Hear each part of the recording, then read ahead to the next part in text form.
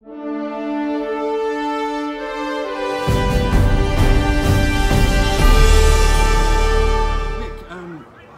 Athletic fan. Can you take us back to the first time you saw a game?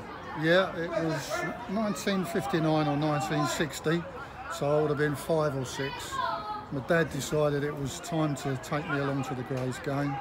I can't remember who we were playing, but I remember sitting in the big old wooden stand with my dad, a bag of sweets. I finished my sweets by half time and then said, "Dad, I'm bored, I want to go home." He said, "No, you're here for the, you're here for the game," so that's it. And wait, were you from Grays? I lived in Ockenden.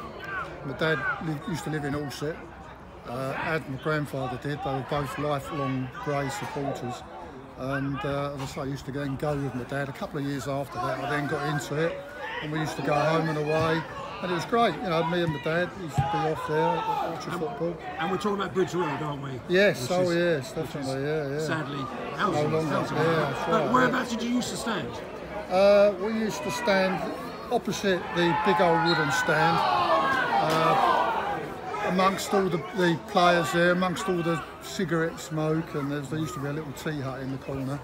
And yeah, that's where we used to always Can you still stand. smell it? Yeah, it's that sort. Sometimes when you sort of walk along the street and you get that whiff, you think, "Oh yeah, I remember that." It was back at the old early days of the football, And what about going through the 60s and the 70s? Yeah, 60s used to go very regular until I was probably about 17, and then I discovered, I started work, and then you start going out with your girlfriends and things. So there was probably a period of about 8 or 9 years where I didn't go as regular as I did, but then once I was married and then got back into it again and been coming ever since. And what about that period of the FA Trophy, etc.? Oh, that was brilliant. Was that great? Oh, it was absolutely brilliant, yeah. I mean, that was still my favourite game, the first game at Villa Park. Sat there. In fact, it got to penalties in the end, and I'd miscalculated. I didn't realise that the next penalty, if we'd have scored it, we'd have won.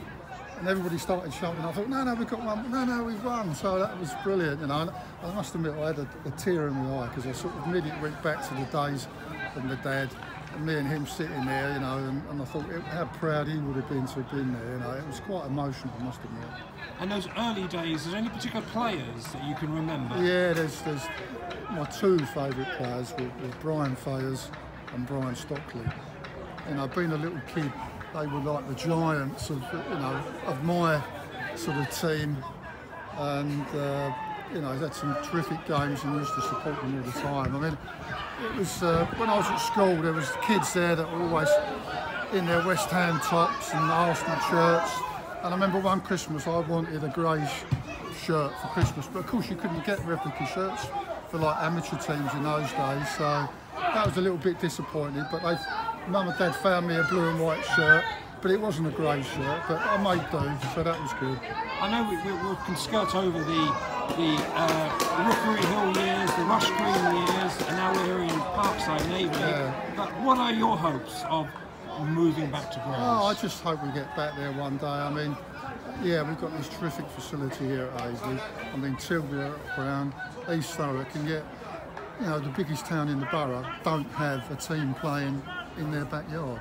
That's really what we need to do. And why is that important? I think it just is. I mean, it's a Grays team, and it always was Grays. I remember back to the Bridge Road days, in the heart of Grays. We used to drop my mum off, she used to do the shopping, me and my dad used to go and watch the football. It was just part of it, you've got to be back there, really have.